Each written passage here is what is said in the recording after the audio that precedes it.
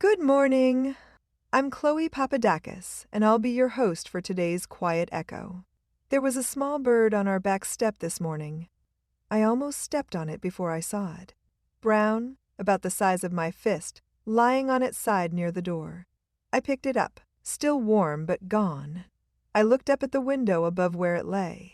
The glass was reflecting the yard behind me, the maple tree, a patch of sky, the neighbor's fence, a perfect picture of somewhere to fly. I stood there for a moment. And then I went inside and started looking things up. Because I have found birds at our windows before, and I have always told myself it was bad luck, a fluke, one of those things. I was wrong.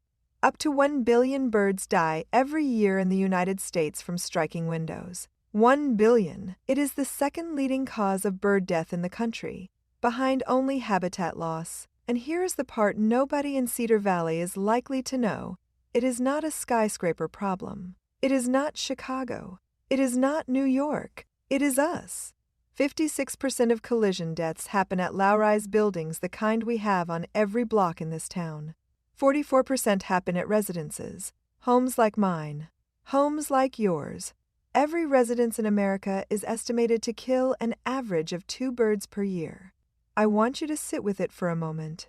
Think about Cedar Valley. Count the houses on your street. Dr. Daniel Clem Jr. of Muhlenberg College conducted the first serious scientific study of bird window collisions in the United States. He has been at this since the 1970s.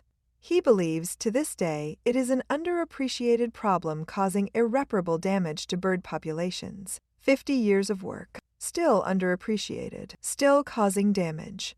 The mechanics are simple, and they are terrible. Birds cannot see glass as a barrier. They see what the glass reflects: trees, sky, the yard behind them, and they fly toward it. To a bird, our windows do not look like glass. They look like the world continuing. Spring migration is happening right now. This week, billions of birds are moving north through towns like ours, navigating by stars, stopping to rest in yards and tree lines in the edges of neighborhoods. They have been doing this for thousands of years. They flew through this area before Cedar Valley existed. And this spring, as every spring, our windows are in the way.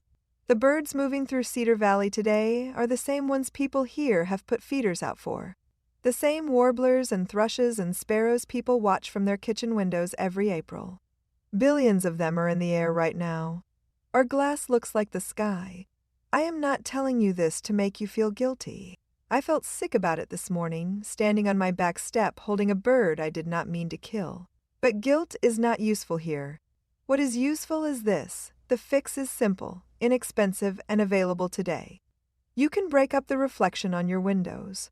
Tape, paint pens, window film with small dots or patterns placed 2 to 4 inches apart across the glass. There are products made specifically for this window tape, feather-friendly film. Even painter's tape will do. A few dollars. The pattern breaks the mirror effect so a bird sees the glass instead of flying through it. You can move a bird feeder. If a feeder sits more than 3 feet from a window, a bird approaching it has enough speed to be killed on impact. Move it to within 3 feet closer than it sounds, and a collision becomes a tap, not a fatal strike. You can turn off lights at night during migration season. Birds navigate by stars. Artificial light pulls them off course and leaves them circling until dawn, exhausted and disoriented and vulnerable to everything. None of this costs much. None of it requires a contractor or a permit or a special skill. It requires knowing the problem exists. Until this morning, I did not know. Now I do. I buried the bird under the maple tree this afternoon. My daughter Elena was watching from the back door. She came outside and asked what I was doing. I told her a bird had flown into our window and died, and I was putting it back in the ground.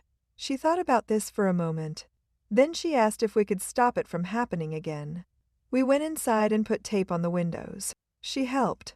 She asked what each strip was for, and I told her it helps the birds see the glass instead of flying through it. She nodded the way she does when something makes sense to her, and then she asked if we should do the other windows too. We did the other windows too. I don't know how many birds Cedar Valley is losing every spring. I don't know how many windows in this town are reflecting a sky the birds are flying toward right now. But I know what Elena and I did this afternoon. And I know it matters even if no one sees it. If you have a feeder, move it. If you have windows the birds can see sky in, put something on them. Today, if you can. This week. The migration is passing through right now. If you found a bird at your window this week, you are not alone and you are not out of options. The Cedar Valley News Facebook group is where the conversation continues. Come tell us what you found, what you tried, or what you still have questions about. I will put the link in the show notes. This is Chloe Papadakis, your host for today's Quiet Echo. Thanks for listening.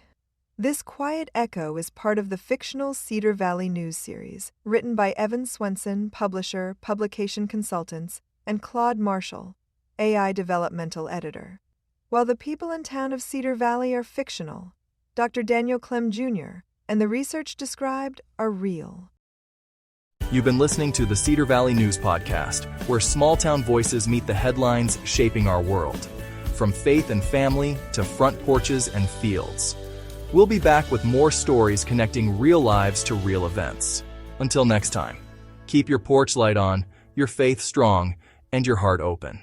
This is Cedar Valley News.